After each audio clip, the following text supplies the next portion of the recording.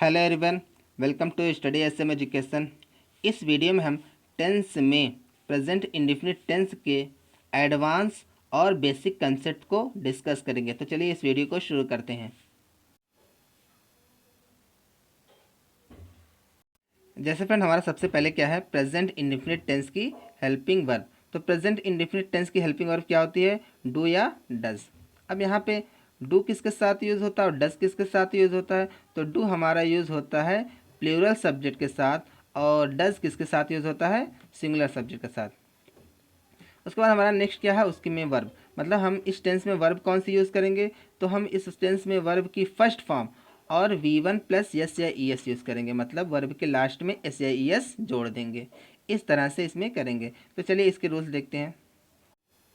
जैसे फिर हमारा सबसे पहले क्या है, अफर्मेटिव सेंटेंस। अगर हम अफर्मेटिव सेंटेंस के स्ट्रक्चर की बात करें तो सिंगुलर सब्जेक्ट के साथ सबसे पहले हम क्या यूज़ करेंगे? सब्जेक्ट यूज़ करेंगे। उसके बाद वर्ब के लास्ट में मतलब वर्ब की फर्स्ट फॉर्म के लास्ट में एस या ई एस ऐड करेंगे। उसके बाद हमारा क्या रहेगा? ऑब्जेक्ट रहेगा प्लस इन्फिनेटिव रहेगा। उसके बाद हमारा अगर हम प्लूरल सब्जेक्ट के स्ट्रक्चर की बात करें तो सबसे पहले क्या रहेगा? सब्जेक्ट रहेगा। उसके बाद यहाँ पे वर्ब की फर्स्ट फॉर्म ही रहेगी। मतलब इसमें प्लूरल सब्जेक्ट के साथ हम या एस या ई एस ऐड नहीं करेंगे। उसके बाद हमारा क्या रहेगा? ऑब्जेक्ट रहेगा और प्लस क्या रहेगा? इन्फिनेटिव। आगे देखते हैं, जैसे एग्जांपल देखते हैं। जैसे शी रीड्स द बुक। अब यहाँ पे रीड्स, ये क्या है? शी हमारा क्या है? सिंगुलर सब्जेक्ट है। और सिंगुलर सब्जेक्ट के साथ हम वर्ब के लास्ट में, वर्ब के अंत में एस या ई एस ऐड कर देंगे। तो क्या हो जाएगा हमारा? She reads the book. उसके बाद हमारा क्या है? You eat my Apple. अब यहाँ पे यू क्या है? प्लूरल सब्जेक्ट है। और हम जानते हैं प्लूरल सब्जेक्ट के साथ अफर्मेटिव सेंटेंस में वर्ब की फर्स्ट फॉर्म ही यूज़ करेंगे। तो क्या हो जाएगा हमारा? You eat my Apple. तो चलिए आगे देखते हैं। जैसे फ्रेंड्स, चलिए देखते हैं कि हम इस प्रेजेंट इंडेफिनिट टेंस का affirmative, negative, interrogative and interrogative negative sentence कैसे बनाते हैं।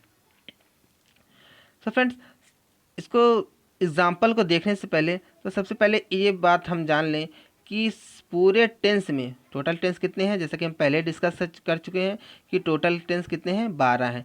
पूरे 12 टेंस में सिर्फ 2 ही ऐसे टेंस हैं जिनके अफर्मेटिव सेंटेंस में हेल्पिंग वर्ब का यूज़ नहीं किया जाता है।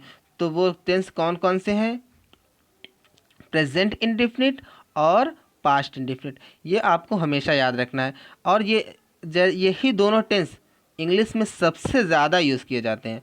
और ये इन्हीं को लोग ज़्यादा कठिन भी कह सकते हैं, ज़्यादा टफ भी कह सकते हैं, क्योंकि इसके अफर्मेटिव सेंटेंस में हेल्पिंग वर्ब का यूज़ नहीं होता। लेकिन बाकी के जितने भी हों, जैसे निगेटिव हो चाहे इंट्रोगेटिव हो, चाहे इंट्रोगेटिव निगेटिव, चाहे कोई भी सेंटेंस हो, उसमें हेल्पिंग वर्ब का यूज़ होता है। और अगर हम देखें कि पूरे जो टेंस में सबसे ज़्यादा टफ कौन सा टेंस है, अगर हम उसे किसको कंसीडर कर सकते हैं तो प्रेजेंट इंडेफिनिट टेंस को कंसीडर कर सकते हैं। जैसा कि हम जानते हैं प्रेजेंट इंडेफिनिट टेंस के जो अफर्मेटिव सेंटेंस में सिंगुलर सब्जेक्ट के साथ, मतलब कि हेल्पिंग वर्ब तो यूज़ नहीं करनी है अफर्मेटिव सेंटेंस में, लेकिन सिंगुलर सब्जेक्ट के साथ एस या ई एस लगाते हैं और प्लूरल सब्जेक्ट के साथ वर्ब की फर्स्ट फॉर्म ही यूज़ करते हैं। और अगर हम पास्ट इंडेफिनिट की बात करें तो पास्ट इंडेफिनिट में सेकेंड फॉर्म यूज़ होती है और वो सबके साथ यूज़ होती है, चाहे वो सिंगुलर सब्जेक्ट हो चाहे प्लूरल सब्जेक्ट हो, दोनों के साथ होती है। मतलब उतना कंफ्यूजिंग नहीं है। और अगर अगर बाकी के जो अदर 10 टेंस हैं उनकी बात करें तो जो रूल्स सब में रूल सेम चल लगता है। जैसे सब में अफर्मेटिव हो चाहे निगेटिव हो चाहे इंट्रोगेटिव, चाहे कोई भी सेंटेंस हो, हेल्पिंग वर्ब सब में यूज़ करनी है। लेकिन प्रेजेंट इंडेफिनिट और पास्ट इंडेफिनिट में ऐसा नहीं है। तो प्रेजेंट इंडेफिनिट को चलिए देखते हैं। तो चलिए इस प्रेजेंट इंडेफिनिट टेंस का एग्जाम्पल देखते हैं। जैसे सबसे पहले क्या है, इसका अफर्मेटिव सेंटेंस, मतलब सिंगुलर सब्जेक्ट के साथ अफर्मेटिव सेंटेंस। तो कैसे बनाते हैं चलिए देखते हैं। जैसे तो अफर्मेटिव सेंटेंस जो हमारा क्या है, ही गोज टू स्कूल। अब यहाँ पे वर्ब के लास्ट में हम क्या यूज़ किए हैं? एस या ई एस। क्या यूज़ किए हैं? वर्ब के लास्ट में एस या ई एस यूज़ किए हैं। क्यों यूज़ किए हैं? क्योंकि जो हमारा ही है वो कौन सा सब्जेक्ट है? सिंगुलर सब्जेक्ट है और सिंगुलर सब्जेक्ट के साथ हम वर्ब के लास्ट में एस या ई एस ऐड करेंगे। चलिए इसका नेगेटिव देखते हैं। जैसे he does not go to school, मतलब अब यहाँ पे हम निगेटिव सेंटेंस में हेल्पिंग वर्ब डज का यूज़ करेंगे। जैसा कि हम जानते हैं प्रेजेंट इंडेफिनिट में सिंगुलर सब्जेक्ट के साथ हेल्पिंग वर्ब हम क्या यूज़ करते हैं, डज यूज़ करते हैं, और प्लूरल सब्जेक्ट के साथ हेल्पिंग वर्ब क्या यूज़ करते हैं, हम डू यूज़ करते हैं। तो चलिए देखते हैं निगेटिव क्या हो जाएगा, he does not go to school, और जो नॉट की इंग्लिश है वो इस हेल्पिंग वर्ब के बाद यूज़ करेंगे। उसके बाद हमारा नेक्स्ट क्या है, इंट्रोगेटिव सेंटेंस। अगर हम इंट्रोगेटिव सेंटेंस की बात करें तो इंट्रोगेटिव सेंटेंस में जो हेल्पिंग वर्ब होती है, कोई भी इंट्रोगेटिव सेंटेंस है हो उसमें हेल्पिंग वर्ब हमेशा ही सब्जेक्ट से पहले रहती है। अगर वो इंट्रोगेटिव सेंटेंस है तो उसमें हेल्पिंग वर्ब सब्जेक्ट के जस्ट पहले रहेगी। तो क्या हो जाएगा, does he go to school. उसके बाद अगर हम इंट्रोगेटिव निगेटिव की बात करें तो क्या हो जाएगा हमारा, does he not go to school. अगर इसमें कोई क्वेश्चन वर्ड जुड़ जाए, अब क्वेश्चन वर्ड क्या होता है, जैसे डब्ल्यू एच वाले, जिसको कहते हैं कि डब्ल्यू एच वाले जो वर्ड होते हैं, जैसे वेन हो गया, वाई हो गया, वाट हो गया, इस तरह से, मतलब हाउ, वैसे हाउ भी है, मतलब कोई क्वेश्चन वर्ड अगर आए तो उस क्वेश्चन वर्ड की इंग्लिश हम सेंटेंस में सबसे पहले लिखेंगे।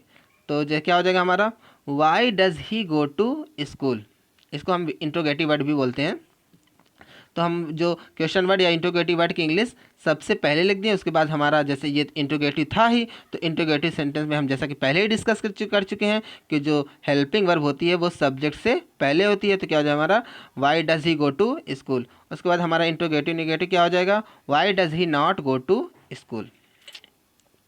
तो इस तरह से, तो चलिए अगर हम प्लूरल सब्जेक्ट की बात करें तो प्लूरल सब्जेक्ट को हम कैसे डील करते हैं, तो बाकी सब रूल वही है, बस इसमें हम क्या करेंगे, अफर्मेटिव सेंटेंस में वर्ब की कौन सी फॉर्म यूज़ करेंगे, फर्स्ट फॉर्म यूज़ करेंगे, एस या ई एस नहीं लगाएंगे। जैसा कि हम पहले ही जान चुके हैं कि सिंगुलर सब्जेक्ट क्या होता है, प्लूरल सब्जेक्ट क्या होता है, इस पर मैंने पहले ही वीडियो अपलोड कर दी है।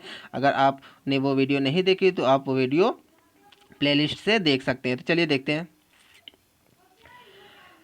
जैसे हमारा अफर्मेटिव सेंटेंस क्या हो जाएगा, वी प्ले द क्रिकेट। अगर हम इसके नेगेटिव सेंटेंस क्या हो जाएगा, वही रूल्स कि मतलब कि जो हेल्पिंग वर्ब की इंग्लिश सब्जेक्ट के बाद लिखेंगे। तो क्या हो जाएगा negative sentence, we do not play the cricket. उसके बाद इंट्रोगेटिव सेंटेंस में क्या करेंगे, जो हेल्पिंग वर्ब है वो सब्जेक्ट से पहले ले लेंगे। तो क्या हो जाएगा हमारा, do we play the cricket. उसके बाद इंट्रोगेटिव नेगेटिव क्या हो जाएगा, do we not play the cricket. उसके बाद हमारा अगर क्वेश्चन वर्ड से शुरू हो तो क्या हो जाएगा, क्वेश्चन वर्ड की इंग्लिश सबसे पहले लिख देंगे। तो क्या हो जाएगा, when do we play cricket. उसके बाद हमारा अगर हम क्वेश्चन वर्ड हो और इंट्रोगेटिव नेगेटिव हो तो क्या हो जाएगा हमारा, जो नॉट की इंग्लिश है वो सब्जेक्ट के बाद ही लिखेंगे, बाकी रूल्स वही फॉलो करेगा। तो क्या हो जाएगा हमारा, when do we not play the cricket, यहाँ पे प्ले द क्रिकेट। तो चलिए आगे देखते हैं। जैसे फ्रेंड्स अगर हम इस प्रेजेंट इंडेफिनिट टेंस के एडवांस कंसेप्ट की बात करें तो इसका सबसे पहले यूज़ हम किसके लिए करते हैं, किसी रूटीन एक्शन के लिए करते हैं। अगर वो रूटीन एक्शन कैसा होता है, सबसे पहले तो हमारा क्या हो, कोई रेगुलर एक्शन हो। तो क्या हो जाएगा हमारा, जैसे एग्जांपल देखते हैं, आई कम हेयर डेली, मतलब मैं यहाँ डेली आता हूँ, ये मेरा रेगुलर एक्शन है। उसके बाद हम किसके लिए यूज़ करते हैं, किसी इरेगुलर एक्शन के लिए। तो जैसे एग्जांपल देखते हैं, अर्थक्वेक्स कम इन जापान, मतलब जापान में भूकंप आते हैं। अब जो भूकंप आता है जापान में वो रेगुलर नहीं आता है, मतलब कभी कभी आते हैं। तो उसके लिए हम क्या यूज़ करेंगे, तो ये भी प्रेजेंट इंडेफिनिट टेंस ही यूज़ करेंगे। उसके बाद हमारा थर्ड क्या है, किसी हैबिट के लिए, किसी की हैबिट बताने के लिए करते हैं। जैसे ही स्मोक्स, वह स्मोक करता है। उसके बाद हमारा लास्ट यूनिवर्सल, लास्ट किसका है, आई मीन इस रूटीन एक्शन का लास्ट कौन सा है, किसी यूनिवर्सल ट्रूथ के लिए करते हैं। जैसे the sun rises in the east, मतलब जो सन है वो ईस्ट से निकलता है। तो चलिए आगे देखते हैं। जैसे इस प्रेजेंट इंडेफिनिट टेंस का यूज़ हम हेडलाइंस ऑफ न्यूज़पेपर में भी करते हैं। मतलब जो न्यूज़पेपर की हेडलाइंस होती हैं उनमें हमेशा ही कौन सा टेंस यूज़ किया जाता है, प्रेजेंट इंडेफिनिट टेंस। जैसे एग्जांपल देखते हैं, PM science deal with USA, मतलब पीएम ने यूएसए के साथ डील साइन किया। अगर हम मतलब इसकी मीनिंग पे जाएं, इस सेंटेंस की मीनिंग पे जाएं, तो इसका जो मतलब निकल रहा है पास्ट का निकल रहा है, लेकिन हम इसके लिए टेंस कौन सा यूज़ किए हैं, सिंपल प्रेजेंट या फिर प्रेजेंट इंडेफिनिट टेंस। तो चलिए आगे देखते हैं। जैसे इस प्रेजेंट इंडेफिनिट का यूज़ हम कमेंट्री ऑफ स्पोर्ट्स, मतलब स्पोर्ट्स की कोई स्पोर्ट्स हो उसकी कमेंट्री में भी करते हैं। जैसे एग्जांपल देखते हैं, Virat Kohli strikes the ball end of it goes across the boundary line. मतलब अगर ऐसे देखें तो जो कमेंट्रीज होती हैं वो होता हुआ मतलब जो एक्शन हो रहा है सामने चल रहा है उसको दिखाने के लिए, उसको बताने के लिए होती हैं। लेकिन उसमें हमेशा हम भी अगर ऐसे देखें तो वो जो सामने चल रहा है वो कंटिन्यू है, लेकिन उसमें हम टेंस कौन सा यूज़ करेंगे, सिंपल प्रेजेंट या फिर प्रेजेंट इंडेफिनिट टेंस। तो चलिए आगे देखते हैं। देखें, जैसे इस प्रेजेंट इंडेफिनिट टेंस का यूज़ हम रिसेंट फ्यूचर, मतलब जो अभी अभी आने वाला जो पास का हो, रिसेंट पास का फ्यूचर, पास का भविष्य हो, उसके प्लान या फिर कार्य को बताने के लिए भी किया जाता है। जैसे एग्जांपल देखते हैं,